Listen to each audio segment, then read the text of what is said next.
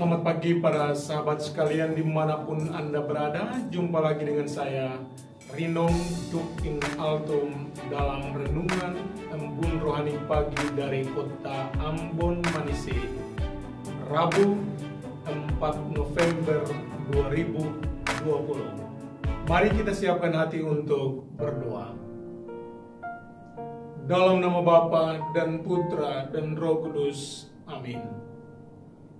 Allah Bapa yang Maha Kuasa dan Kekal, Engkau memanggil dan memilih kami untuk menjadi pewarta kabar gembira.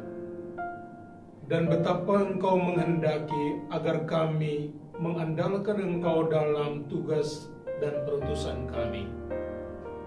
Namun terkadang kami berlari jauh daripadamu.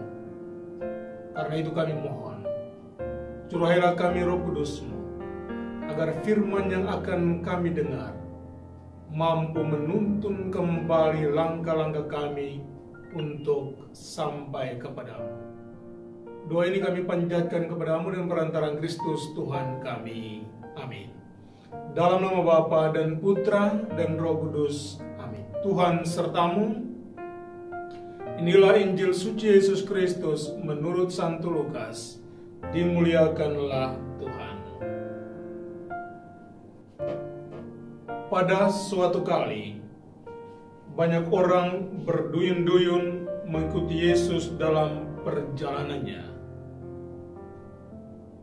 Sambil berpaling, ia berkata kepada mereka, "Jikalau seorang datang kepadaku dan ia tidak membenci bapaknya, ibunya, istrinya, anak-anaknya, saudara-saudaranya laki-laki atau perempuan, bahkan nyawanya sendiri, ia tidak dapat menjadi muridku. Barang siapa tidak memikul salibnya dan mengikuti aku, ia tidak dapat menjadi muridku. Sebab siapakah di antara kamu yang kalau mau mendirikan sebuah menara, tidak duduk dahulu membuat anggaran biayanya, kalau cukup uangnya untuk menyelesaikan pekerjaan itu? Supaya jikalau ia sudah meletakkan dasarnya dan tidak dapat menyelesaikannya, jangan-jangan semua orang yang melihatnya mengejek dia sambil berkata, 'Orang itu mulai mendirikan tetapi ia tidak sanggup menyelesaikannya.' Atau raja manakah yang kalau mau pergi berperang melawan raja lain, tidak duduk dahulu untuk mempertimbangkan apakah dengan 10.000 orang ia sanggup menghadapi lawan yang mendatanginya dengan 20.000 orang? Jikalau tidak, ia akan mengirim utusan selama musuh itu masih jauh untuk menanyakan syarat-syarat perdamaian. Demikian pula lah tiap-tiap orang yang di antara kamu yang tidak melepaskan dirinya dari segala miliknya tidak dapat menjadi muridku." Demikianlah Injil Tuhan.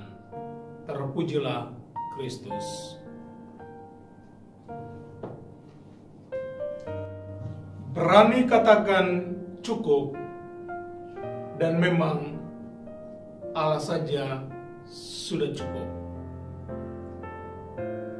Dewasa ini kita dimudahkan oleh berbagai hal, dan tak dapat dipungkiri bahwa keinginan untuk memenuhi kebutuhan terus meningkat. Orang seakan-akan tidak puas dengan apa yang mereka miliki. Mereka lalu mencari hal-hal yang menyenangkan, barang-barang mewah, makanan-makanan enak, dan lain sebagainya. Kesulitan terbesar yang akan dihadapi orang adalah ketika orang tidak berani untuk mengatakan cukup terhadap sesuatu. Pagi hari ini, lewat bacaan Injil yang kita barusan dengar, kita diajak untuk pertama, menyadari bahwa Allah saja sudah cukup dalam hidup kita. Dialah yang akan memberikan tidak hanya apa yang kita inginkan, apa yang kita perlukan untuk tubuh kita, tetapi terlebih apa yang kita perlukan untuk jiwa kita, yakni keselamatan. Kedua, bagaimana supaya mengandalkan Allah di dalam hidup kita?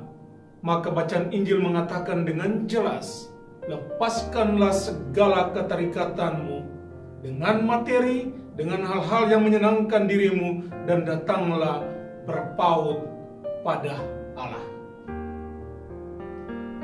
Santa Teresa dari Avila mengatakan,